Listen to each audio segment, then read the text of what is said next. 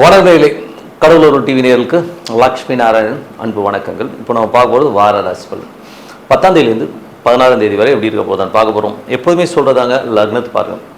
உதாரணமாக ஒரு மகர லக்னம் விருச்சிக ராசினா நீங்கள் விருச்சிக ராசிக்கான பலன்களை பார்க்கறதோட மகர ராசிக்கான பலன்களை பாருங்கள், ரொம்ப பர்ஃபெக்டாக இருக்கும்.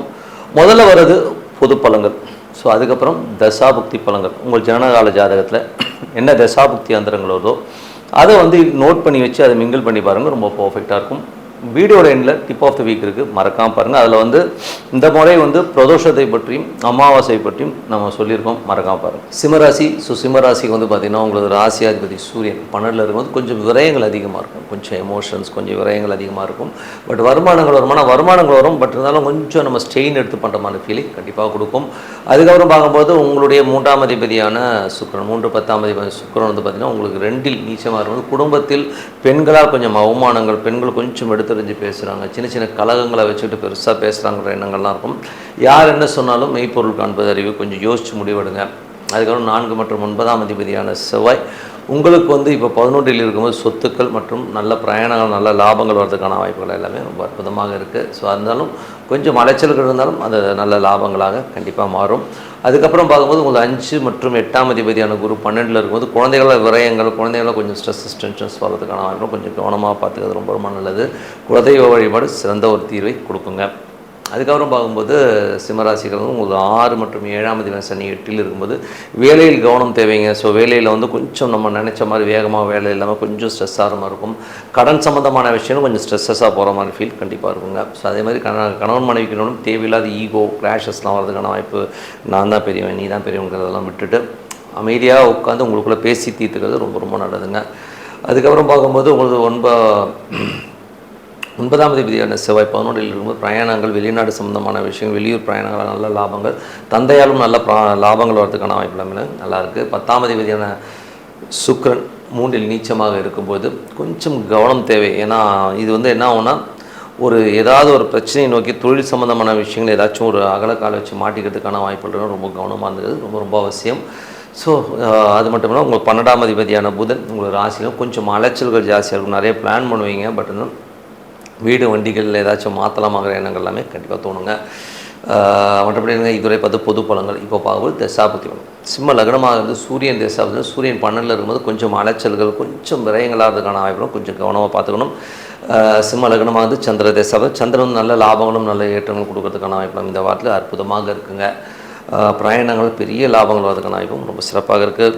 அதே சிம்ம லக்னமாக செவ்வாய் தசாபுத்தி, செவ்வாய் பார்த்திங்கன்னா உங்களுக்கு 4-9ஆம் அதிபதி 11இல் இருக்கும்போது வீடு, சொத்துக்கள், மனை சம்மந்தமான விஷயங்கள், தந்தையால் நல்ல லாபங்கள் வருது, வெளிநாடு வெளி மாநில பிரயாணங்கள் நல்ல லாபங்கள் வரதுக்கான வாய்ப்புமே ரொம்ப நல்லாயிருக்கு.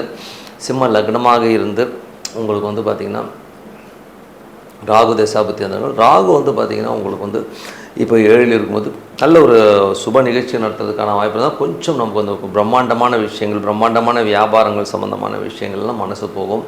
கொஞ்சம் கவனமாக பார்த்து இன்வெஸ்ட் பண்ணுறது ரொம்ப ரொம்ப நல்லது. ஏன்னா இப்போ எல்லாமே ஆக்கப்பூர்வமாக நடக்கும், சுப நிகழ்ச்சிகள் கண்டிப்பாக நடக்கும். அதில் சின்ன மத கலப்போ இருக்கிறதுக்கான வாய்ப்பை கொஞ்சம் பார்த்து பண்ணிக்கிறது ரொம்ப ரொம்ப நல்லது.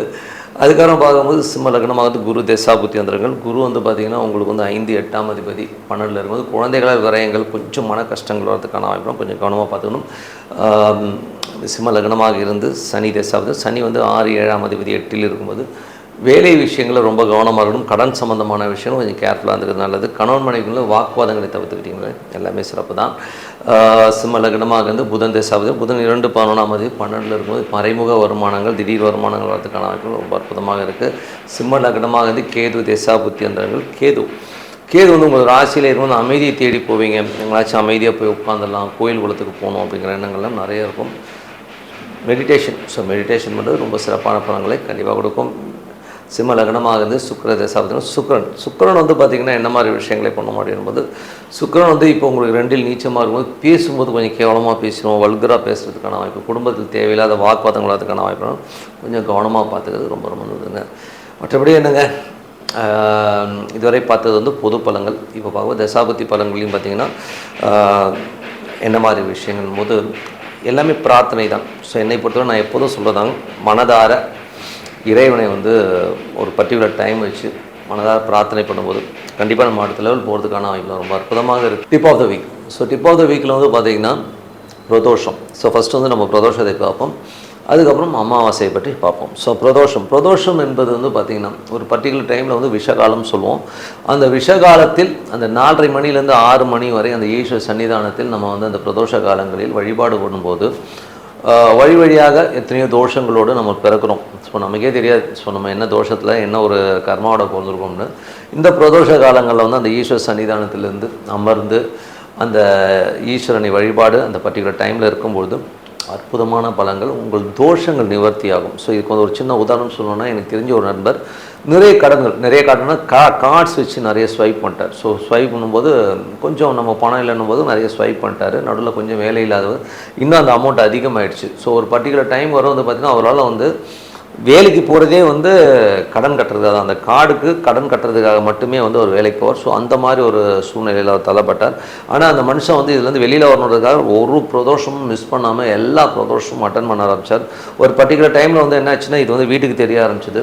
ஸோ இது வந்து வெளியிலேயே தெரியாமல் ஒரு சீக்ரெட்டாக வந்து இந்த பணத்தை கட்டிகிட்டு இருந்தார். அது தெரிஞ்சவொன்னே அதுக்கப்புறம் அவங்களுடைய பசங்க வந்து அதுக்கு பே பண்ணி எல்லாமே ஃப்ரீ பண்ணி கடைசியில் வந்து இன்றைக்கி நிம்மதியாக இருக்கார். அந்த பிரதோஷத்துக்கு இன்றைக்கும் விட மாட்டார். அவர் சொல்லுவார், எப்பா எவ்வளோ பெரிய பிரச்சனைலேருந்து எல்லோரும் செட்டில்மெண்ட் பண்ணிட்டு வெளில வந்தேன்னு சொன்னார்.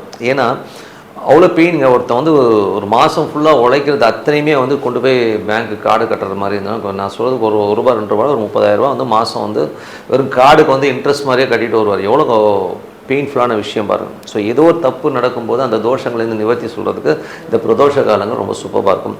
அடுத்தது பார்த்திங்கன்னா உங்களுக்கு வந்து இந்த பௌர்ணமி. ஸோ பௌர்ணமி வந்து பார்த்திங்கன்னா அற்புதமான பலன். பௌர்ணமிக்கு வந்து எந்த தேதி ரொம்ப முக்கியமான தேதின்னு சொல்லும் போது அமாவாசையும் பௌர்ணமியும் சொல்லுவோம். ஸோ அதே மாதிரி இப்போ அமாவாசை வருது. ஸோ அமாவாசைக்கு வந்து என்ன மாதிரி விஷயங்கள் பண்ணலாம் அப்படின்போது, நமது மூதாதையர்கள் அமாவாசைனாலே வந்து மூதாதையர்கள் அன்றைக்கி வந்து திதி சூன்யம் வராது. ஸோ அதனால் எல்லா ராசியும் ஃப்ரீயாக இருக்கும். ஸோ அமாவாசையில் வந்து நல்லது பண்ணோம்னா நல்லது பண்ணக்கூடாது. நல்லது வந்து ஒரு புது விஷயத்தை ஸ்டார்ட் பண்ணுறதெல்லாம் வந்து பண்ணக்கூடாது. அமாவாசைக்கு வந்து போட்டிகள் ஏதாச்சும் கலந்துக்கணும், நான் அதுக்கு வந்து ஜெயிக்கணுங்கிற பூஜை புனஸ்காரங்கள் பண்ணணும்னா அதெல்லாம் பண்ணலாம். மற்றபடி வந்து தொழில் ரீதியான விஷயங்களை புதிய ஒரு வீடு கிரகப்பிரவேசம் நல்லது இன்றைக்கி அமாவாசை பண்ணலான்றதை வந்து தவிர்த்துக்கிறது ரொம்ப ரொம்ப நல்லது.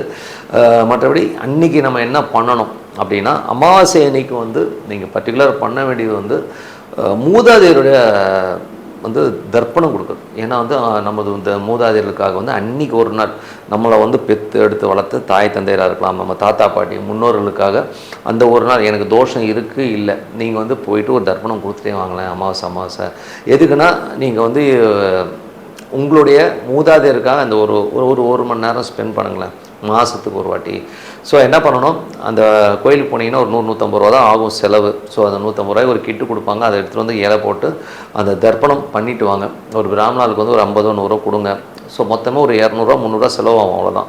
ஸோ அந்த 300 வந்து அங்கே போயிட்டு தர்ப்பணம் பண்ணிவிட்டு வாங்க. உங்கள் லைஃப்பில் வந்து எவ்வளோ சேஞ்சஸ் வருது பாருங்கள். அதுவும் தர்ப்பணங்கிறது சும்மா அவர் வந்து ஏதோ மந்திரம் சொல்கிறார், நம்ம வந்து அப்படியே ரிப்பீட் பண்ணுறோம் அப்படிலாம் இல்லாமல் மனதார நம்ம வந்து அந்த விளக்கேற்றி அந்த தர்ப்பண இலை போட்டு அதெல்லாம் பண்ணும்போது நீங்கள் மனசால் வேண்டிக்கணும். என்ன வேண்டிக்கணும்னா, எங்கள் அப்பா அம்மா தாத்தா முப்பாட்டன் எனது வம்சாவழிகள் ஓகேங்களா, ஸோ இருக்கிறவங்க இதுக்கு முன்னாடி இருந்தவங்க ஏதாவது தப்பு தகராறு பண்ணியிருந்தாங்களோ, நாங்கள் ஏதாவது பாவம் செய்திருந்தால், எங்களால் ஒரு உயிர் வதை பண்ணியிருந்தால் வந்து எங்களை மன்னிச்சிருங்க அப்படின்னு சொல்லிட்டு எங்கள் தாத்தா பாட்டி முன்னோர்களை வந்து ஏதாச்சும் வழிபாடு குறைபாடுகளோ திதி குறைபாடுகளோ இருந்ததுன்னா மன்னிச்சிருங்க அப்படின்னு சொல்லிட்டு வணங்கி எங்களை வாழ்த்தணும்னு சொல்லி நீங்கள் வந்து உங்களுக்கு ஆத்மா இறைவனுடைய சார நான் பிரார்த்திக்கிறேன், என்னுடைய இந்த விஷயத்தை வந்து நீங்கள் ஏற்றுக்கோங்கன்னு சொல்லிட்டு நீங்கள் வந்து அன்றைக்கி வந்து பரிபூர்ணமாக அமாவாசை அன்னைக்கு வேண்டணும். ஸோ அப்படி வேண்டும்போது அற்புதமான பலன், சிறப்பான பலன்கள், உங்கள் லைஃப் வந்து டேர்னிங் பாயிண்ட் ஆகி ரொம்ப அடுத்த லெவல் போகிறதெல்லாமே ரொம்ப அற்புதமாகும்.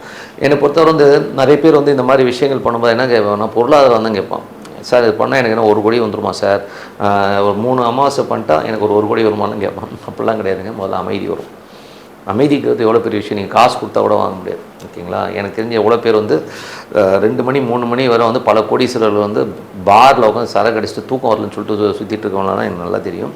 அதனால் அமைதி சந்தோஷம், உங்கள் குடும்பத்தில் வந்து அமைதியும் சந்தோஷம் நிலவும்னா இந்த மாதிரி விஷயங்கள் பண்ணுங்கன்னு சொல்லிட்டு உங்களிடம் விடைபெறுவது உங்கள் லட்சுமி நாராயணன். நன்றி, வணக்கம். கடவுள் அருள் டிவியை பார்த்தமைக்க நன்றிகள். மேலும் இது போன்ற தகவல்களை தெரிந்து கொள்ள கடவுள் அருள் டிவியை சப்ஸ்கிரைப் செய்யுங்கள். மறக்காமல் பெல் ஐக்கானை கிளிக் செய்யுங்கள்.